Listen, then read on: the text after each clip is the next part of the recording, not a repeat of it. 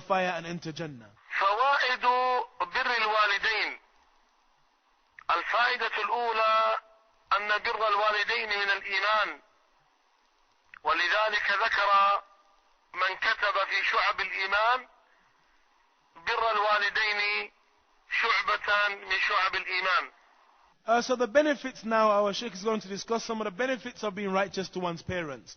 The first of those benefits is that being righteous to one's parents is from Iman.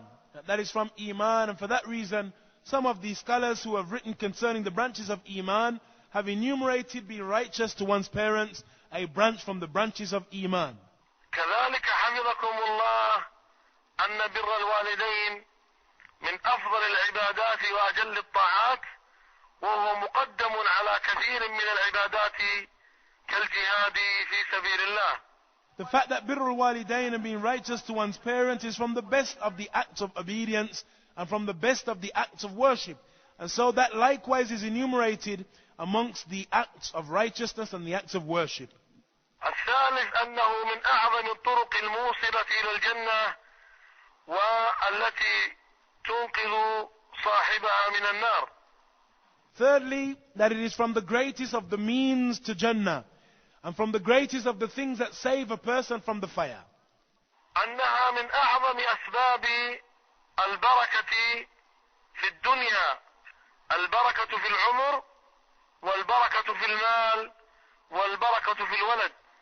Fourthly, that it is from the greatest causes or reasons for receiving barakah in the dunya and blessings in the dunya, in one's wealth, in oneself, and with one's children. الخامس أنها من أعظم أسباب رفع الذكر في الدنيا والآخرة. Fifthly, that it is from the greatest causes of raising one's mention in the dunya and in the hereafter. That those who are righteous to their parents, that righteousness to their parents is from the greatest causes of their mention being raised in the dunya and in the hereafter. السادس أنها من أعظم أسباب محبة الناس وتعظيمهم لك في الدنيا، فإن الإنسان إذا اشتهر ببره أحبه الناس وأحبوا أبناءه وأهله، ورغب الناس في تزوج أبناته وتزويج أبنائه، وإذا اشتهر الرجل بالعقوق أبغضه الناس، وكره الناس أن يتزوجوا من بناته، وكره الناس أن يتزوجوا أبناءه مخافة أن يكونوا مثله عاقين. And that likewise is from the greatest of the reasons that will make the people have love for that individual and inclination towards that individual in the dunya. For indeed a person who has or is known to be good to one's parents, then that goodness that he has to his parents, or him being good and dutiful to his parents, is something that if it becomes widespread, the people love him and they love to marry from his family, because they see that he is dutiful to his parents. But the opposite likewise stands true, that if a person is known to be evil to his parents, then people would dislike to marry from him and from his family, fearing that they likewise may have an individual that treats, or that the rest of the family are and have the same mannerism as that individual. الجزاء كذلك من جنس العمل، فمن بر آباءه جاءه أبناء صالحون برره، ومن عق آباءه جاءه أبناء فاسقون عققة مثله. And likewise our Shaykh mentions the principle that a person is rewarded and recompensed on the basis of the type of actions that he or she used to carry out. So whosoever is good to their parents, they receive and they have children that are good to them and treat them well. And whosoever is evil to their parents, then they likewise have children that are evil to them and treat them wrong and are wrongdoers. أن بر الوالدين من أحب الأعمال إلى الله عز وجل، والتي يقبل الله عز وجل توسل من توسل به، كما هو معلوم من حديث أصحاب الغار الثلاثة الذين توسل أحدهم ببر والديه ففرج الله عز وجل كربتهم وخرجوا يمشون. And likewise, that being righteous to one's parents is from the greatest of the actions to Allah, by way of which a person may seek nearness to Allah Azza wa Jal. And that, our Shaykh reminded us of the story of those individuals who were stuck in that cave. And one of them used his righteousness to his parents as a means of saving him from the calamity that they were in. سؤال مهم جدا. عرفنا النصوص من الكتاب والسنة في فضل بر الوالدين، وعرفنا ثمرات وفوائد بر الوالدين. بقي سؤال مهم جدا: كيف نبر والدينا؟ ما هي الخطوات العملية لبر الوالدين؟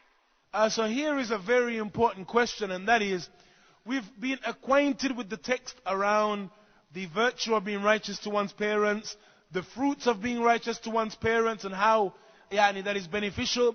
But the question here is, how is one righteous to one's parents? How does one do it? And what are the paths and the methods and the means by way of which a person may be righteous to his parents? أولا أحسن معاملة والديك في الأمور الصغيرة والأمور الكبيرة. The person treats them well, treats one's parents well, and has good dealings with them in regards to the small affairs and the large affairs. In every issue, that one treats them well. مثال ذلك: إذا أمرك أبواك بأمر يجب عليك أن تطيعهما ما لم يكن حراما، فإذا أمر الأب بأمر مباح أو أمر مستحب أصبح بأمر الوالدين واجبا نعمله تعبدا لله عز وجل. An example of that, our Shaykh mentions that if your parents command you with something, it is compulsory for you to be obedient to them in that. If one's parents command you with something that is mubah, permissible, or that is mustahab, desirable, it is compulsory for a person to obey them in that. عند الحديث مع الوالدين يجب أن تخفض صوتك لهما وألا يرتفع صوتك على صوتهما وألا تتأفف وألا ترد عليهما بلا وألا تعبس في وجههما ولا تنظر إليهما نظرا غير جيد. Likewise, when you address your parents, when you speak to them, that it is upon you to speak with a voice of humility, and that you don't raise your voice with your parents, and neither do you show displeasure to something that they have commanded you with. Neither do you respond to them with no. Neither do you say to them no. You go and do such and such, and you respond with the no. And neither do you show any a face of disdain to something that they command you with.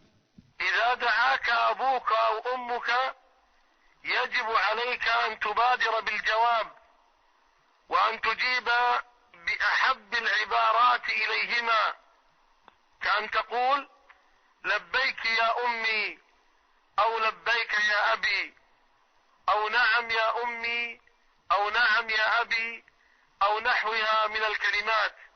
ولو كنت في صلاة النافلة فإن أمر الوالدين مقدم على صلاة النافلة، ولذلك إذا دعاك أبوك وأنت في صلاة النافلة اقطع صلاتك وأجب دعاءهما، وهذا من أعجب الأمور الدالة على عظيم حق الوالدين علينا.